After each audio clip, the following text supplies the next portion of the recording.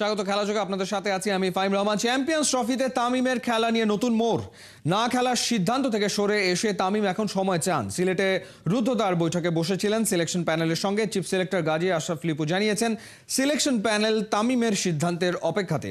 আর এক স্টার সাকিবের ভাগ্য ঝুলে আছে বোলিং পরীক্ষার রেজাল্টের ওপর। সিলেট থেকে নাইয়ান বিন জসিমের পাঠানো রিপোর্ট। তামিম ইকবালের সঙ্গে সিলেকশন প্যানেলের রুদ্ধদ্বার বৈঠক, যেটা দুপুরে শুরু হয়েছে, সিদ্ধান্ত জানা গেছে সেই বিকেলে। মিটিং শেষে দুই সিলেক্টর তাদের হাস্যোজ্জ্বল চেহারা দেখে বোঝা যাচ্ছিল হয়তোবা আলোচনাটা অনেকটাই ফলপ্রসূ হয়েছে। কিন্তু দিন শেষে সবচেয়ে বড় যেই আলোচনাটা সেটা হচ্ছে তামিম ইকবাল কি খেলবেন কিনা, সেই সিদ্ধান্তটা কিন্তু এই বৈঠক শেষেও আসেনি। তবে পজিটিভ দিক হচ্ছে বা সবচেয়ে ইতিবাচক পয়েন্ট হচ্ছে তামিম ইকবাল হয়তোবা খেলতে চাচ্ছেন চ্যাম্পিয়ন্স ট্রফিতে, যার কারণেই আলোচনাটা এগিয়েছে। একটু বিলম্ব হচ্ছে, তামিম ইকবাল সময় নিয়েছেন। দু এক দিনের মধ্যেই হয়তোবা সেই চূড়ান্ত সিদ্ধান্তটা আসবে, সিলেকশন প্যানেল জানবে। এবং যে ডেডলাইনটা আছে 12ই জানুয়ারি, সেই 12 জানুয়ারির আগেই তামিম ইকবালের চ্যাম্পিয়ন্স ট্রফিতে খেলা নিয়ে চূড়ান্ত সিদ্ধান্তটা জানা যাবে।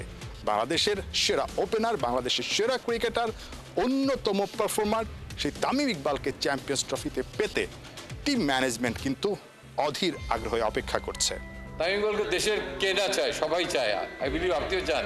আরও একজন স্টার ক্রিকেটার, বাংলাদেশের সেরা অলরাউন্ডার সাকিব আল হাসান, এই দুই স্টারকে একসঙ্গে চ্যাম্পিয়ন্স ট্রফিতে পেতে টিম ম্যানেজমেন্ট অনেকটাই আগ্রহ নিয়ে অপেক্ষা করছে।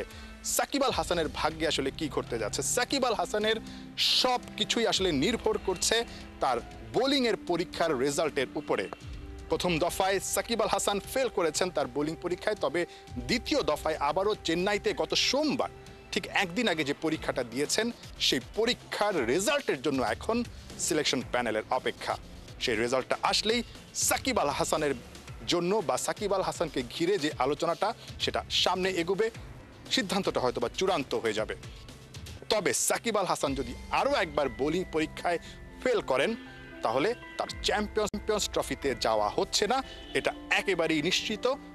সিলেকশন প্যানেল তাকে সেক্ষেত্রে আর কোনোভাবেই চ্যাম্পিয়ন্স ট্রফির জন্য বিবেচনা করবে না। সুতরাং সাকিবের ভাগ্যটা ঝুলে আছে ওই বোলিং পরীক্ষার রেজাল্টের উপরেই। কিন্তু যেহেতু আবার একটা শোনা যাচ্ছে তিনি অংশগ্রহণ করেছেন, তো সেটার জন্য ওয়েট করতে হবে। দিনের হিসেবে আর মাত্র 4টা দিন। 12 জানুয়ারির মধ্যেই আসলে চ্যাম্পিয়ন্স ট্রফি নিয়ে সিলেকশন প্যানেলকে একটা চূড়ান্ত সিদ্ধান্তে পৌঁছাতে হবে, যেখানে কিনা সাকিব আল হাসান এবং তামিম ইকবালের থাকাটা এখন অনেকটাই উজ্জ্বল। আপাতত 50-50 চান্স। তবে সব কিছু যদি ঠিক থাকে, ভাগ্য যদি সহায় হয়, তাহলে বাংলাদেশ শেষবারের মতো আরও একটা বিশ্বকাপে বাংলাদেশের সেরা দুই তারকাকে পেতে যাচ্ছে। এখন তাকিয়ে থাকতে হচ্ছে আসলে অনেক যদি কিন্তুর দিকে। নাহিয়ান বিন জসিম, 71 সিলেট। চ্যাম্পিয়ন্স ট্রফিতে বাংলাদেশ দলের জন্য সাকিব আল হাসান কতটা গুরুত্বপূর্ণ সেটা মনে করিয়ে দিলেন ক্রীড়া ব্যক্তিত্ব তানভীর মাজার তান্না। তিনি মনে করেন সাকিবের রাজনীতির সাথে সম্পৃক্ততার থেকেও বড় করে দেখা উচিত তার ক্রিকেট ক্যারিয়ারকে। অর্ণব বাপের রিপোর্ট। সাকিব সাহেব, আপনি আইদার ক্রিকেট খেলেন, আর নয়তো পলিটিক্স করেন, আর নয়তো মডেলিং করেন। তিনটা একসাথে করতে পারবেন না। This does not go anywhere in the world. দীর্ঘদিন খেলাধুলার সাথে সরাসরি সম্পৃক্ততা নেই তানভীর মাজারুল ইসলাম তান্নার। তবে দেশের ক্রীড়াঙ্গনে রয়েছে গৌরবময় সোনালী অধ্যায়। 70 দশকের একজন তারকা ক্রিকেটার তিনি। বাংলাদেশ ক্রিকেট বোর্ডের সাধারণ সম্পাদকের দায়িত্ব পালন করেন এই ক্রীড়া ব্যক্তিত্ব। ক্রিকেটারদের সাথে তার সম্পর্কটা বেশ নিবিড়। সাকিব কিন্তু individually he is one of the most fittest players I ever seen in my life. আমি ওর সঙ্গে যতবারই দেখাচ্ছি, ফার্স্টে আমি পেটে মারি গুতা।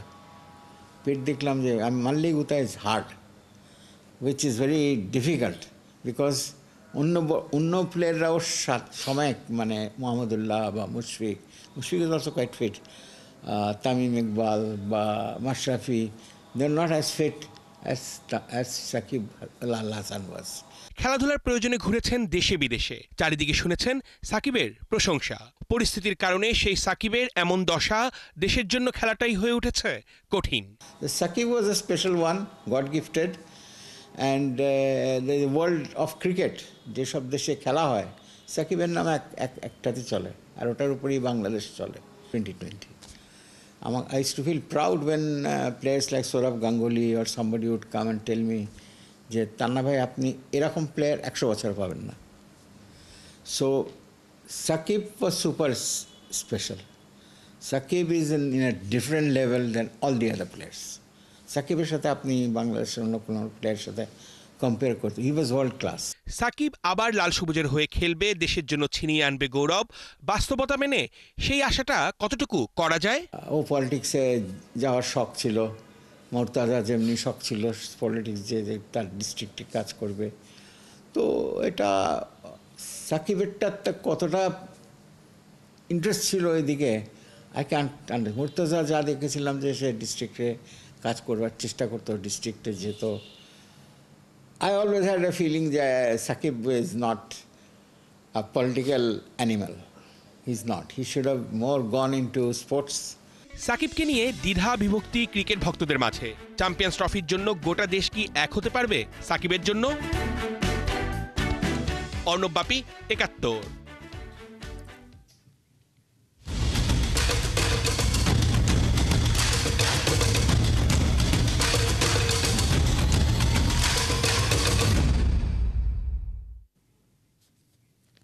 ছক্কার রাজা শাহিদ আফ্রিদি কি বাংলাদেশের কোচ হচ্ছেন? খেলাযোগে বুম বুম খ্যাত এই তারকা জানিয়েছেন বিসিবি চাইলে তার কোনো আপত্তি নাই।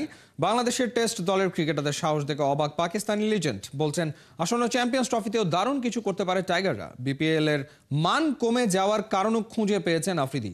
সাইফুল রূপকের report.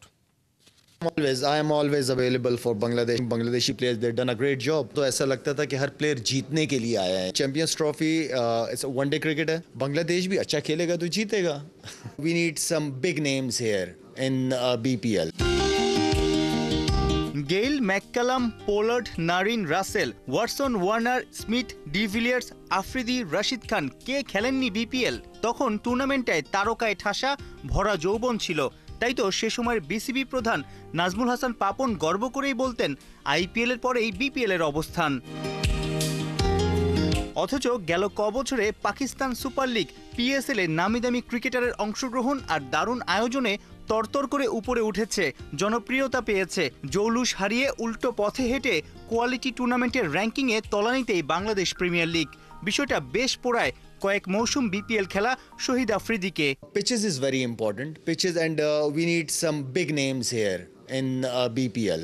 This is very, very important. The big name important because if they share a dressing room with the local boys, they can learn a lot from them.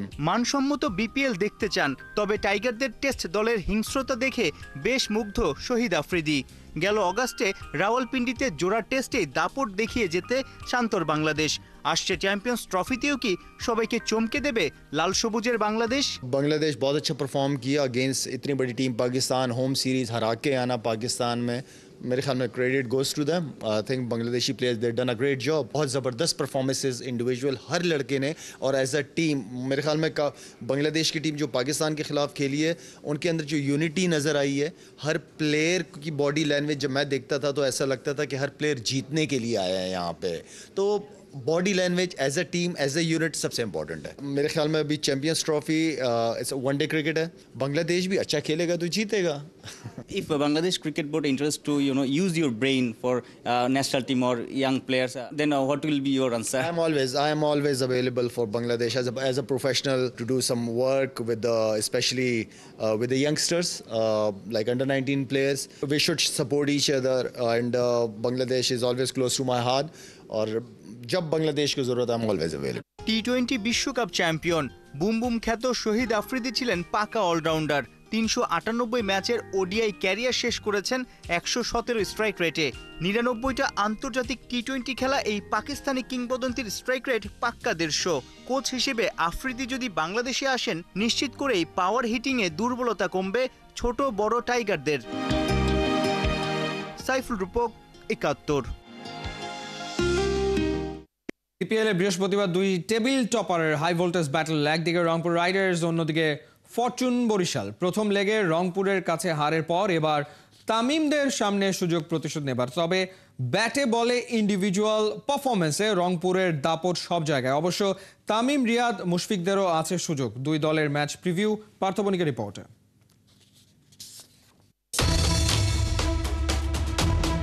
বেশি দিন না, এই তো 2রা জানুয়ারির পোস্ট।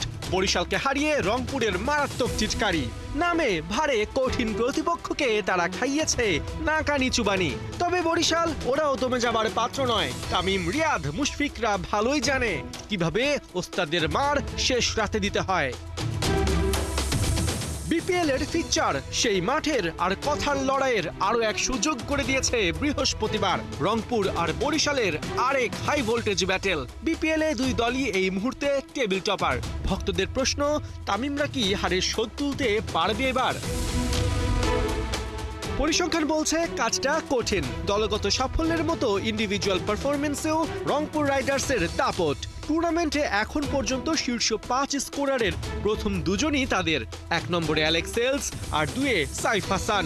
সেঞ্চুরি আর 50 ওদের জন্য মুড়ি মুড়কি। তবে ব্যাটিং এর চেয়েও রংপুর ভয়ানক বোলিংয়ে। সেরা 5 উইকেট টেকারদের মধ্যে 3 জনই তাদের। খুশদিল শাহ ও নাহিদ রানা দুজনেই 5 ম্যাচে নিয়েছেন 9টি করে উইকেট। শেখ মেহেদীর শিকার 7টা। উল্টো দিকে বরিশাল টিম পারফরমেন্স দিয়ে 4 ম্যাচে তুলে নিয়েছে 3 জয়। তবে যে দুই দলের বিপক্ষে তারা এই 3 ম্যাচ জিতেছে, সেই রাজশাহী আর সিলেটের টিম কোয়ালিটি নিয়ে এবার অনেক প্রশ্ন। তাই কোয়ালিটিফুল টিমের সাথে তামিমদের লড়াই মানে বরিশালের জন্য নেইল বাইটিং ম্যাচ। তাই বলে বিপিএল এর ডিফেন্ডিং চ্যাম্পিয়নদের হালকাভাবে নেবার সুযোগ নাই। তামিম, মাহমুদুল্লাহ, কাইল মায়ার্স 3 জনই এরই মধ্যে 50-র দেখা পেয়েছেন। তাওহিদ হৃদয়ও সিলেট ম্যাচে 27 বলে 48 রানের ঝড় ইনিংস খেলে দিয়ে রেখেছেন কামব্যাকের বার্তা।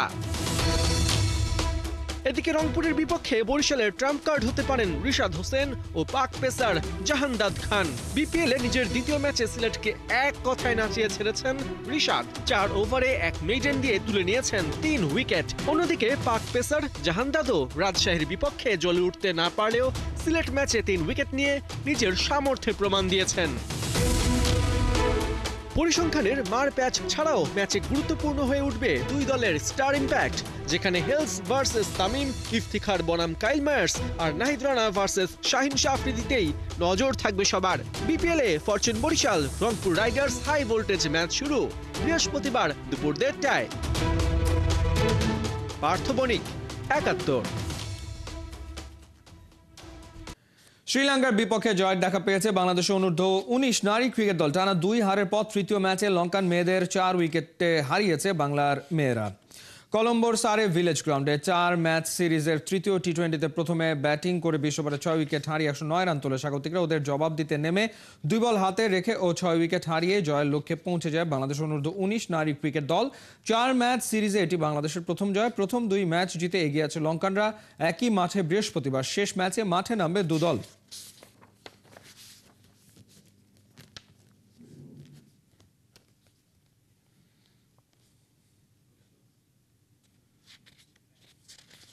সাফে নতুন ফরম্যাটে খেলতে নামবে জামাল তপুর রাকিবরা। হোম অ্যান্ড অ্যাওয়ে ভিত্তিতে ছেলেদের ফুটবল আয়োজনের সিদ্ধান্ত নেওয়া হয়েছে তাদের নির্বাহী কমিটির সভায়। নেপালে বুধবার হয়েছে সাফের নির্বাহী কমিটির সভা। উপস্থিত ছিলেন সাফের সভাপতি কাজী সালাউদ্দিন সহ সদস্য দেশের প্রতিনিধিরা। চলতি বছরের জুন জুলাইতে হতে যাচ্ছে ছেলেদের সাফ চ্যাম্পিয়নশিপ। এবারই প্রথম হোম অ্যান্ড অ্যাওয়ে ভিত্তিতে টুর্নামেন্ট আয়োজনের সিদ্ধান্ত নিয়েছে সংস্থাটি। সেই সাথে 2025 সালেই সাফ উইমেন্স ক্লাব চ্যাম্পিয়নশিপের অনুমোদন দিয়েছে সাফের নির্বাহী কমিটি।